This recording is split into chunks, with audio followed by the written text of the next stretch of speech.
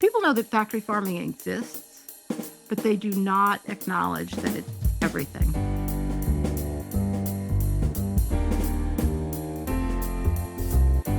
Welcome to the Hen Report. This is Jasmin Singer. This is Mariann Sullivan. Do you ever leave messages for people when you call them and like the voicemail picks up and you're like, "Hi, it's Mariann," or like, "Hi, it's me." Do you do that? Because when I do that, I feel like I'm dating myself so much.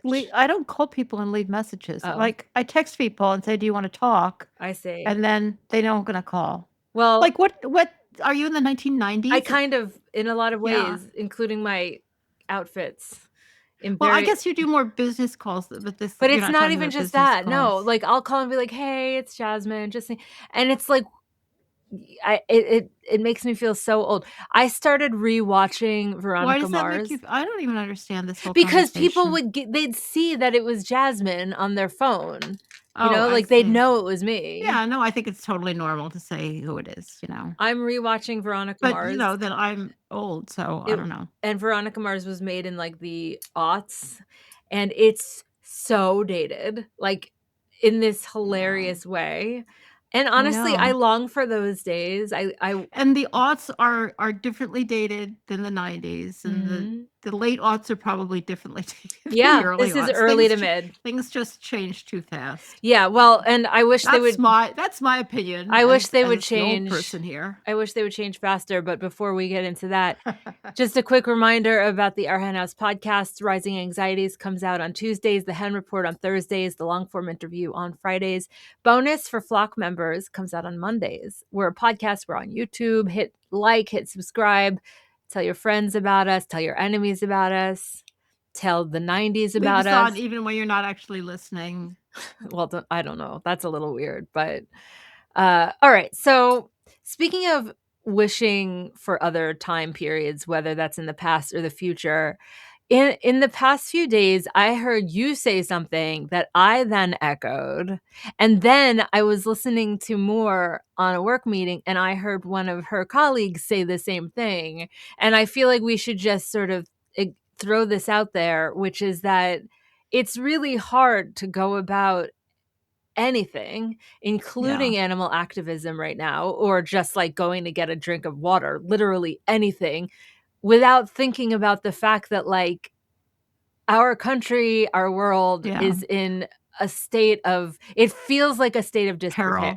Utter peril. And it's really hard to find your bearings. You know, I could go on and on about how I'm grateful for animal activism for giving me bearings, and that is true. But the other truth is also coexisting with that, which is I don't know how to do this or anything else right now. Yeah, I'm obviously in the exact same place. I was thinking today, like, how during the Biden administration, I didn't know who any of the cabinet members were. And now I feel like I could list them all, and tell you all of their, like, insanity. Like, I know way too much about what's going on politically, and it's all bad, but you kinda have to. I don't know, you can't just let this moment, like, drift by and then wake up one day and say, "Oh, yeah, democracy's gone." I saw this. It's better to watch it as it disappears. Yeah, I saw this post that Pete said. Buttigieg. Speaking of cabinet members in the Biden Yeah, and administration. he said, "A day will come when Donald Trump no longer dominates our politics. Even though this is obvious, it's hard to keep in mind. The future will belong to those who can think clearly about what happens next." You know, there's a direct parallel between that and being an animal activist for so many years, which is like There's a lot of parallels. we want to keep in mind that there is a future that exists without this horrible reality. Well, the future, who knows whether it will be more or less horrible, like it's all up in the air right now. I mean, that's part of it, is just the complete anxiety about what the hell is going to happen with this lunacy that we're living through that is completely unpredictable. And it's just, I mean, the thing I'm struggling with that I really wanted to think about in talking today on the podcast is, I mean, I really resist, and I think I've tried to do this. I really resist the idea that we put animals aside while we're dealing with, these big problems. That is not how I think of the world. I mean, animals remain the focus, but I think that, the world always wants to put them aside, and people think you're even crazier if you continue to care about animals and what's happening to them in the midst of this. And it's a lot of work to figure out how to keep centering them. But one of the things that I was thinking about talking about is how, everybody's talking about fascism and how we are, I would say, flirting with fascism. I would say taking first steps towards fascism. Not irretrievable steps by any means, but we're working on it. And Mhm. how it's not the same thing as animal activism, but I really think it comes from the same place. And I just looked at kind of a list of elements of fascism, which we all know, but I was just looking at the list and just some of them just seemed so similar. I mean, for one thing, concentration camps and factory farms have really a lot in common. Like round everybody up and hide them, just hide it. Like legislators can't get in to look at the ICE facilities, even though that's the law. And nobody can get in. Nobody knows what's happening in there. We know that people are dying. We know that the conditions are bad, but it's all just let's keep it totally secret. And it's a little different because some people actually want to know, and virtually nobody wants to know what's going on in factory farms. But once you start thinking about it, the parallels are just so much the same, and the whole just us and them mentality, like that animals are completely the other, and that's what they try to do with immigrants at the moment. They're just completely the other. Like they talk about like, oh, and now they're attacking citizens, which is important for people to know, but like that's really not a good way to be thinking about it. They're attacking humans, and regardless of the whole like elements of immigration law. What they're doing, is just dividing people into that's what fascists always do, divide people into categories. But it has always been dividing animals and humans into categories, even though we're really not that separate. But Mhm. it's an absolute line. You're either human or you're not, and being on the other side of that line means you're worthless. And then Yeah. I was thinking, I saw the thing about extreme nationalism, and I was thinking that doesn't really match. You know, animal agriculture isn't particular. I mean, especially nationalistic. I guess it tends to be a little bit flag waving, but I was thinking, no, that's not the parallel. The parallel is this extreme speciesism that we're completely different. We're different in the eyes of God. We're different in every possible way. Mhm. Um, and I don't know, there were other things too. It kind of reminds me of the work of Jim Mason, Yeah. who's been on the podcast, wrote an Unnatural Order in his new book Madness, and I don't know whether he's written about this specifically, but it reminded me of his work. Just this is where it all came from. It's not just that it's the same. This is where these attitudes came from that allow us to do this to other people. Is this development of these attitudes towards animals? Am I being crazy? No, and I appreciate that you're looking at all of this through animal activism colored glasses, because to me, that's one of the only ways to deal with this is to like latch on to the things that we've been using to get through. And And it's the framework in which we see the world. And so it's really important to think, well, it's not a situation of the animal issue is over there and the fascism issue is over here. It's really helpful, I think, to see the parallel. Oh, another element. Can I go through one more element? yes, Like, only if you stop covering your mouth with your oh, hands, because you sorry, keep doing sorry. that, and I feel Why am like I doing that? I think I probably wonder if because you there's were something raised that's what I was psychological. gonna say, you're probably raised like as a little girl in a time when Yeah, you but I weren't don't do supposed it all to. the No, time. but you Do do I it. feel? I think maybe I feel vulnerable talking Yeah, about you this. do it. You do I it. do it all the time? Not all the Oh my time. god. Oh No, my god. you do you don't Oh do it my all god. the time. I'm on you Do you know that I'm on YouTube? I'm aware, I'm I didn't aware. know I was doing this. Yeah, you're aware. I mean, I'm Um, aware. Go ahead. Another element, really important element of fascism is the charismatic leader, and I was thinking also, well, that doesn't really No, apply. it doesn't. But I did think of a parallel. Tell me. And it's this myth of the family farmer, like this idea of the family farmer that they all hold up about their stupid factory farms, like that's who it's this, the salt of the earth, the best people on earth. They talk about this theme all the time about how wonderful they are. and how they have families, and they have great mothers, like all of this stuff. Like we all have families, we all have, like, well, we don't have great mothers, but most of us do. And I think that's a real parallel, like that the farmer is the salt of the earth, is the people who we should be following. And it's just a myth. I mean, they're just people. Yeah, I had coffee with well, I won't say who, but someone I know, and she was telling me that every year to commemorate the date of her father dying, she gets a bunch of donuts and like gives them away to people on the streets, basically people experiencing houselessness. And uh, just so that we're clear, she does things more than just that day of the year, but this is like part of her ritual. And she approached, some men experiencing houselessness, and she opened the window and was like, "Here's some donuts." And they said to her, "Are you Jewish?"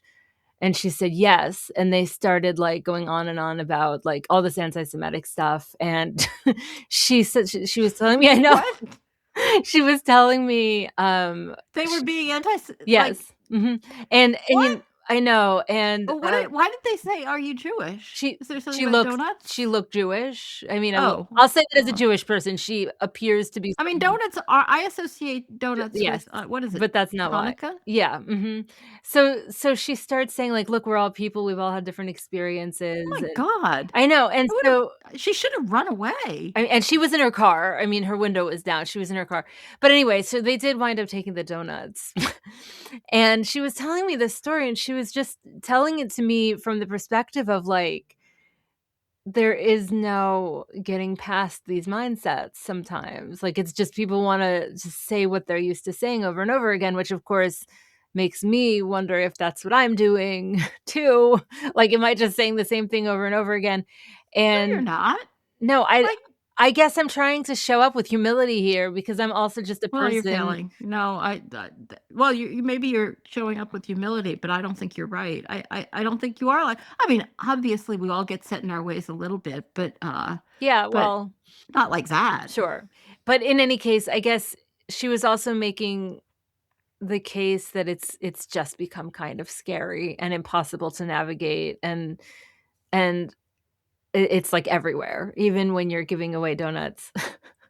Um, Oh, it's everywhere. It's so then terrifying. how are you coping? Like, what are Well, you one of the things I've been watching? trying to bring up on the podcast regularly, I don't know whether anybody's noticed, but is that, these moments of change, of like dramatic change, good or ill, are moments where people think more about the world and life, and you never know what they might come up with. And I was pleased to see that Heather Cox Richardson was saying something. It did not have anything to do with animals, I can assure you, because I watch her all the time, and no animal consciousness whatsoever. It breaks my heart. And her husband is a lobster fisherman, so definitely no lobster consciousness. But no, no sign of any. But anyway, she said this thing which I thought was very interesting. I would make the argument that in the periods of real political fear and instability, the flower that grows is new voices, new ways of looking at the world, new art, new literature, new people. I mean, that's kind of along the lines I was thinking of, though she said it better than I did. But new ideas, like people are more open because they're looking at the world, and they might be looking at the world with fear, but at least they're looking. So I try to hang on to that, I mean, if you and also just try to work it in, like, and not get into that idea like, oh, well, we have to stop thinking about animals for a while because this other thing is more important. so what do you see as the kind of common denominator between that and what Pete Buttigieg said about keeping a vision of the future and how the future will belong to those who can think clearly about what happens next? Like, what do you see any chain links there? Well, yeah. I mean, don't you? I do. I think that it's about like I mean, again, with the showing up with humility to some extent, keeping an eye on the fact that like newness happens all the time, and approaching the world and our days from a sense of like a flower just bloomed, or a new idea just happened. It is inherently somewhat hopeful, even though I think hope can coexist with this feeling of, Terror. yeah, I do. I think they can Yeah, I do coexist. too. I mean, in some ways, it's a more hopeful time for animals than 2 years ago. Hmm. In some ways, I think, because things are happening. I was just thinking, I've been listening to this radio station on the computer, Hmm. and I don't know how I found it. I forget what it's called, but it's a Japanese radio station. It plays all of this old jazz. It's a great station. I think it's Ronan Beach. No, it's something Beach. Anyway, maybe my putting my hand in front of my face, which I'm sorry for those of you who are listening and can't hear, but at the moment I'm putting my hand in front of my face. I'm thinking I'm turning Japanese, because Japanese women actually do that. It's considered polite. I don't know whether it's, I mean, traditionally Hmm. when they talk, they put their hand in front of their face, which must make it hard to understand them. But Hmm. that is a custom in Japan. I don't know whether it still is. Hmm. What do you Okay. think?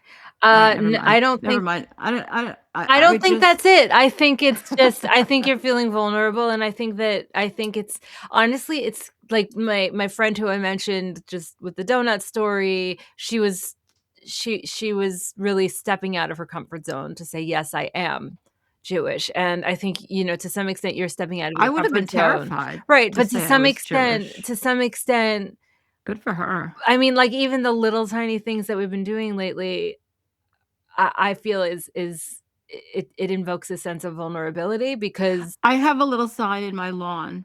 I It says know. "Stop Trump, Save Democracy." I've had it Yeah. for, a few months. I I'm actually scared. Yeah. I mean, I'm not gonna take it down.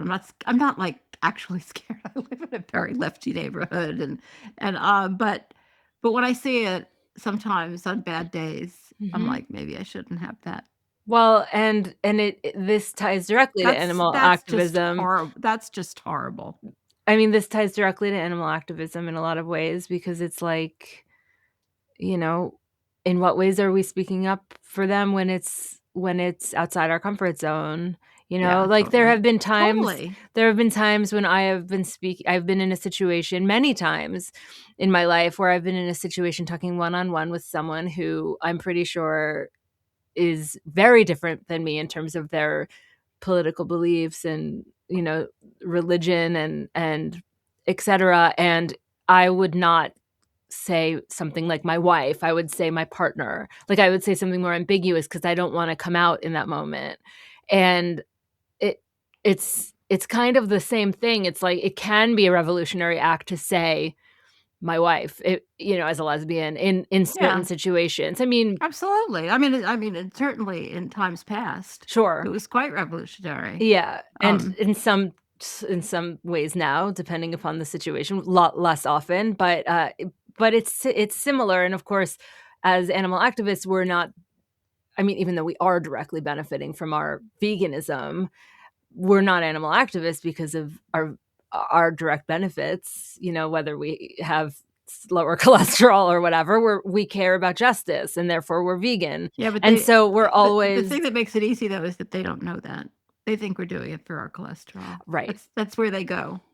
Yeah. Oh, I did have a little tiny breakthrough, and then let's get to the good news. But I did have a little breakthrough. I told you recently that I had a procedure, and the doctor who did the procedure was concerned about me getting enough protein as a vegan, and I've been exceeding 100 grams of protein a day, easily, and I was talking to her, and she was very impressed by the way I'm healing, and I said, I should give you a sheet of like vegan protein sources that you could give to your vegan and vegetarian patients because she And had to the mentioned, rest of them too. right, and to everyone else. And she said, "Bring it." She was like, "I'd love it." And I just feel like that was a No, that was 180. great. That Yeah. was really good. Yeah. Though it makes me insane. But 100%. Yeah. yeah. All right, but let's move on All right, because there's a really yeah. good news story Yeah, let's today, do it. so let's get to it. Probably everybody's heard of it because it cut you, and the really best part of it, I think you brought it to my attention, Yeah. is is that it's gotten loads and loads of attention, and it's about this cow whose name is Veronica, I think. Mhm. And And it's this whole article about how Veronica uses a deck brush to scratch her back. Actually, when she's scratching lower parts of her body, she uses the other end, the stick part, which is probably not as harsh. And this is like very adaptive deployment of tools, which they used to think that only humans use tools, and then they found out that loads of animals use tools. But as this article points out nicely, in science, as in culture, livestock species are often cognitively underestimated, reinforced by their utilitarian role and persistent mind denial biases associated with meat consumption. And so they just don't do research on cattle cognition. It's very rare. And tool use is actually something that offers a stringent test of cognitive flexibility. And as I said, this article that I'm looking at is in Science Direct, and it's the report on the study. But this has gotten press all over the place, and she's so sweet and nicely. And I think this is not irrelevant. She's a pet cow. She's not in production. So, like, not only do they not do research on the cognitive abilities of animals, but if they did, they would probably be doing it on animals who were living unbelievably deprived lives and were traumatized. And of course, their cognitive abilities would be affected. So Veronica has had, the time and space to develop her thought processes. I love this. I have been seeing this posted everywhere, but unfortunately, I would say it's 100% by vegans. Like, the New York Times did Oh, cover I this. think it got Yeah. mainstream I mean, it's attention. my algorithm, it's whatever, my Yeah. socials, but, like, it did. It made the New York Times. That's where I saw it. In fact, I saw it before other people were posting it, so it was the New York Times. I was joking to you, like, hashtag funny, not funny, that people reading this would be like, "Oh, wow, there's a cow in Austria who can, like, scratch her Right. back, and that must Right. be very She specific to she must. Austria, like, Right, not my or just that cow. or that She's probably cow." a genetic freak. Th Yeah, exactly. that's so true. Ugh, it's so weird, so weird. Well, that I will take it. That is very good news. And do you have more Alright, good another news? article that people have probably already heard about because I'm a little late to the party on this. This was published on the 2nd of January in Plant-Based News, and this has also got a lot of attention because it's big news. The UK government overhauls animal welfare strategy to target puppy mills, caged farming, and trail hunting. And this is a big announcement that that they're really going to start paying attention to the fact that they're supposed to be a nation of animal lovers, and no, they're still doing all these horrible things to animals. That's not how they put it. So I recommend reading the article to get the details if you want, but also just keeping an eye on this going forward. I did like this quote from Will Breyer, the Joint Master of the Beaufort, which is a Boxing Day meet, as they call them. Um, said, "We're under assault. We're under siege. And like all fights, it's going to get messy." Yeah, well, bring it on. That's what I say. Oh my god. That makes me think of a mug that I saw today I was at the Siren in the Sea, which is a bookstore cafe in which all of the baked items sold are vegan, and they have a little store, and there was a mug there. I've seen it before, but I love it. It says, I wish I had the confidence of a mediocre white man," or something like that. Yeah, I've seen that one before. Yeah. It makes me think of that. What else have you got today? There's a really interesting article. This is an academic article from Oxford in Child Development Perspectives is the name of the journal. The development of humans' moral view of other animals. And this is by a whole bunch of people, Luke McGuire being the lead author. But Jared Piazza is also one of the authors, and he has been on the podcast. And this is something that we all suspect, maybe some of us know, especially if you're around children a lot, which I'm not, is that human moral views about what's going on with animals change over life, and that children have very different attitudes, and they're much more open to the idea that animals matter. However, emerging this is a quote, emerging evidence suggests that what human and non-human animal Lives are jointly at stake. Children show a weaker tendency to prioritize humans over animals than do adults. Furthermore, children's moral judgments appear to be more sensitive to the inherent properties of animals than to considerations about what animals instrumentally offer humans.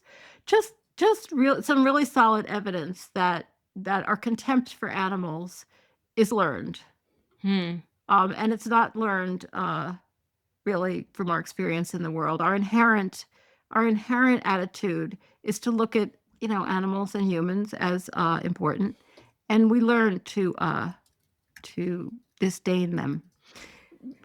I thought that, I mean, if that's something you're interested in, we'll link to the long article, but I thought that could be really helpful to people in some conversations. I love that you have Uh, good news for us. So what else have you got? well, this isn't really good news, but it is useful news. One of the people I follow on Substack is Bjorn, and he writes, that's the name he goes under on Substack, and he writes really interesting stuff. And we've cited his stuff before. I think he used to be with Sentient Media. And he wrote this great article, Animal Agriculture is a Moral Atrocity. Here's why. I'm not going to go into all the reasons, but I did think it was really interesting. He has this chart, and it's to show that most people underestimate how many animals are factory farmed. And the chart shows that it doesn't give the exact numbers, but like around 99% of the animals in the United States raised for food are factory farmed. And then around the world, it's about 96%. And then the percentage of US Americans who say they buy meat from inhumane farms is somewhere around 20%. I mean, there is an unbelievable knowledge gap. And I think, I always say that people know, but I think what people know and what we have achieved in the years and years I've been doing this is people know that factory farming exists, but they do not acknowledge that it's everything. And that's something just to keep in mind for activism. It's they don't know that. And they Yeah. think for some reason like their supermarket wouldn't sell that stuff. I know it's crazy, but we are where we are. And we have a couple of announcements too. I love this first one so much, Veg Media Watch, which is a new watchdog group that is aiming to combat anti-vegan bias in the mainstream media. And the website is vegmediawatch.org. And it just like very easily lists different ways you can take action on different mentions of I mean, like letters to the editor. yeah, letters to the editor. It's like very old school in a way, but It's great. I think this has always been and remains extremely effective and is perfect for armchair activists who want to do Yeah. something but don't necessarily know what to do. So definitely Yeah, and check it that out. it concentrate, so like if something is up here and if this becomes widespread enough, then it makes a huge difference if they Really. get 50 letters on something than if they get one. Yeah. But even getting one is more than getting none. So it's vegmediawatch.org, and we'll put it in the show notes. And we have a shout out this week, which comes from Flock member Sandy, who has turned us on to a vegan gem in the greater Seattle area. It's called Mo Vegan Restaurant, MOE, Mo. Born from a touching family tribute, this soul food sanctuary creates vegan versions of comfort classics. So the next time you're in the Seattle area, treat yourself to their crave-worthy menu. It's totally vegan. It's made with love. And you could go to movegan.com to plan your next favorite meal. I want to go to Seattle, Yeah, me like right too. this minute. Hungry. Well, you might need a snack on the way from Rochester, New York to Seattle, but Yeah. okay. All right. So I thank you wonder if so they much. deliver. Sure. Don't forget, we're a podcast and we're on YouTube, so hit subscribe wherever you like. If you're a Flock member, bonus will come out on Monday. And thank you so much for tuning in. Thank you for those of you who are able to support us financially, and for those of you who aren't, who support us in all of the other ways. We appreciate you, and we'll talk to you next time.